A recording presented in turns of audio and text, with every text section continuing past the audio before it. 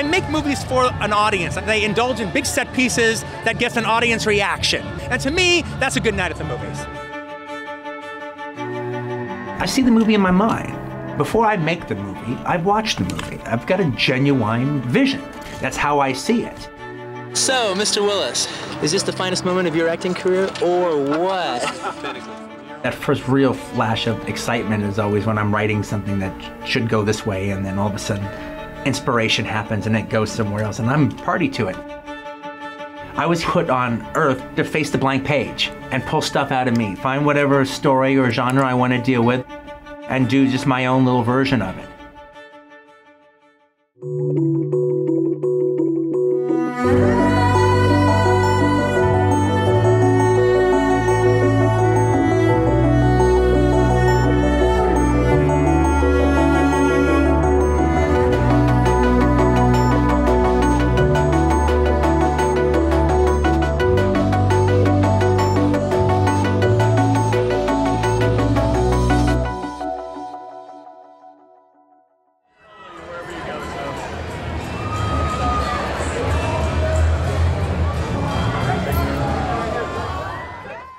According to filmmaker and historian Peter Bogdanovich, you are the single most influential director of our generation. And the Oscar goes to Mr. Tarantino.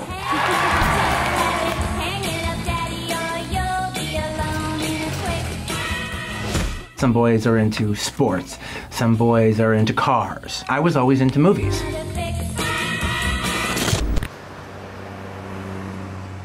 I worked in a video store in Manhattan Beach, California, a place called Video Archives. Our specialty was like foreign films, classics, TV shows, you know, just oddball stuff.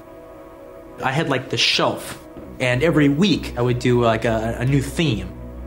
The films of Michael Parks, the films of André de Toth, you know. That store was my one source of artistic expression. At the time, I never even thought about writing. But where I actually realized I had a little bit of talent at it was going to acting class. Now, I was always doing bizarre scenes in acting class.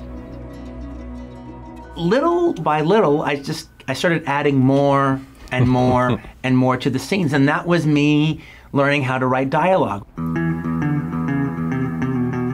All of my writing techniques, I never took any writing classes or seminars or anything like that, read any pamphlets. My whole thing was, everything I learned as an actor, studying acting for 6 years, I've basically applied to writing. If I'm playing on, I don't know, whatever, Sugar Babies or something, you know, something really crazy in a theater production, and I break up with my girlfriend who I'm like madly in love with, and then my heart is shattered, when I go out on stage, I have to bring that experience on with me. Well, the same thing with me as a writer. That pain that I'm feeling has got to find its way into this story, or else, what am I doing? I mean, Kill Bill was insanely personal. Hello, kiddo. I don't necessarily want you to know why it's so damn personal and why it was like ripped from my heart. So I bury it inside of a bunch of other stuff, but it's still all very real and it's still coming from me. C'était un plaisir de discuter avec une consoeur cinéphile. Beau rêve, mademoiselle. I really like taking my story, what I have to say, my tale, my little autobiographies, but sticking them in crazy genre world.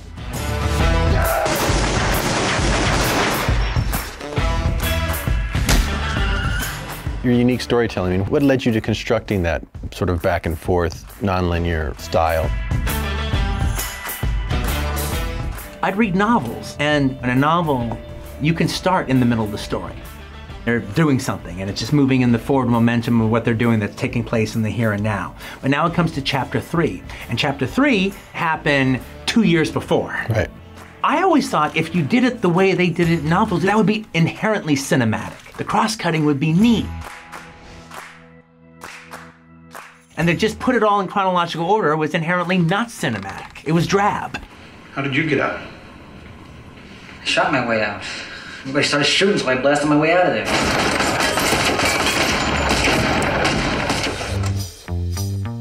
My first movie, Reservoir Dogs. Everybody else on that set could know a hell of a lot more about filmmaking than I did, and they all did. But I knew this material better than they did. What I could do is put a bunch of actors in a room and get the best out of them, and being able to talk actor talk.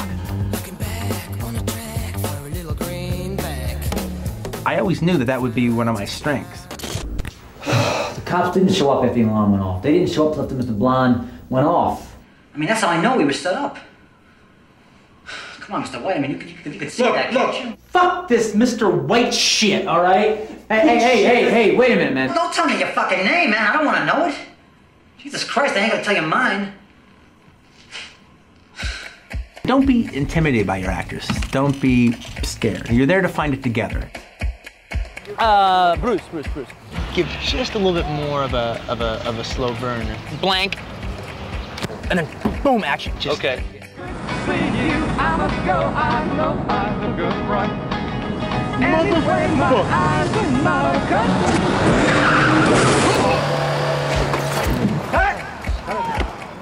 One of the best things that a film director today can do for an actor is you should be sitting right by the camera. Not be watching it on a monitor, not be watching it on a TV set, sitting in a chair, oftentimes in a whole other room. Right. If you watch the acting right next to the camera, right in front of the actors, it's as if they are acting only for you. Tell him fuck you. fuck you. And then throw it to everybody all around you. And your Jew dogs. The 3 stages. One is like, feel the hit. Then it's like, oh, motherfucker. Then it's like, get her. Okay, it's rock and roll. Rolling. Here you go. Get out of your house. Action!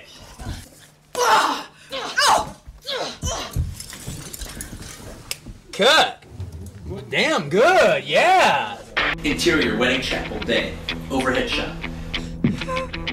We hear a bang, and the bride receives a bullet in the side of her head. Cut to black screen.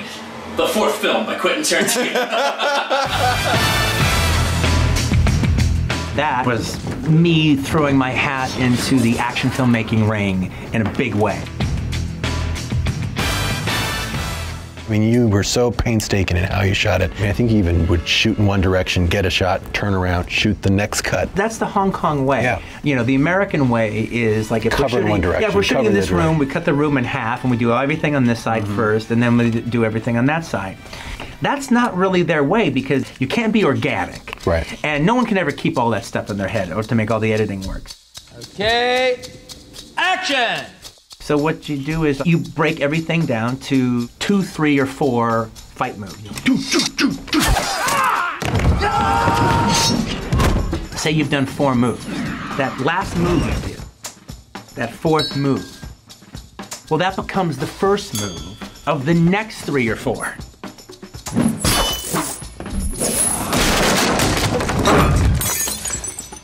Then also, because you're fighting in order, anything that happens to the costumes is fine. Right. Because it's happening on camera, and it's right there. Completely works in continuity. She's leaving a trail of death and destruction behind her, but it's all right there. Right. We just keep adding to it.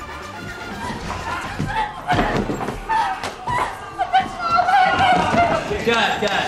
Great job.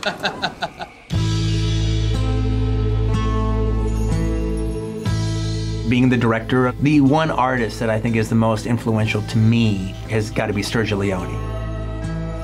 He is the filmmaker that you can spot the most in my work.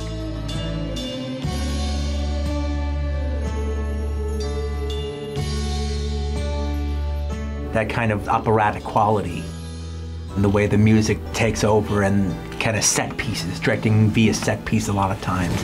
I heard him singing, I knew he loved someone.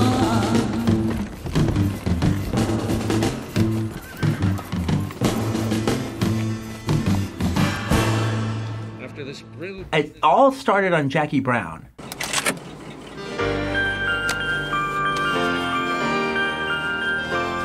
Harvey Weinstein was like, there's not enough music in it. I think you really need to put a score. I think you need to hire. Like, oh, it's too late, Harvey. We've just gone too far. I'm not going to hire some guy that could write a score in the next 4 days. That's not how I'm going to do a movie. And he goes, well, isn't there some old movie that you like that you could just like use the score that already exists? I guess I could do that. I mean, that's not such a dumb idea. Can I do that? Well, yeah, I guess if I license it, I can do anything I want. When you know on the day this piece of music you're using, you can get even more clever with it. I thought, well, I don't see any reason to change. I like doing it this way. I didn't ever want to trust a composer with the soul of my movie. But I had a little voice in my head saying this material deserved an original score with Morricone. Because yeah, you know, so I see a theme that's moving forward. There's a forward momentum to it that suggests a stagecoach.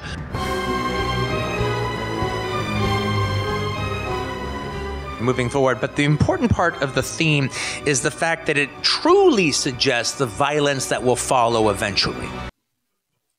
Well, that sounds pretty fucking good. Yeah.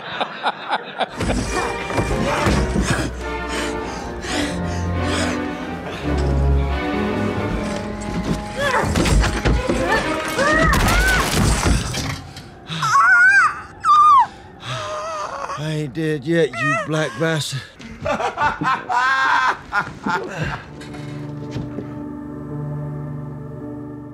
Filmography is not a hit or miss thing. You have a vision, you have a voice, and each new film is your new conversation. Times are changing slowly, but surely, and it's men like you that will make a difference. It feels magnificent to be able to work in this art form at a level of genuine artist. We have a little mantra that me and the crew have been doing a long time where we say, okay, we've got it, but we're gonna do one more. And why are we gonna do one more? And then the whole crew screams out, because we love making movies. And we do. We're living a great life that we're just absolutely blessed to live it. Starting with that pen and that blank piece of paper, that is my journey. That's my heart of darkness. That's what I'm really here to do. This is the zeitgeist moment. This is a phenomena. I'm not gonna get another phenomena the next movie out. I should throw them for a loop.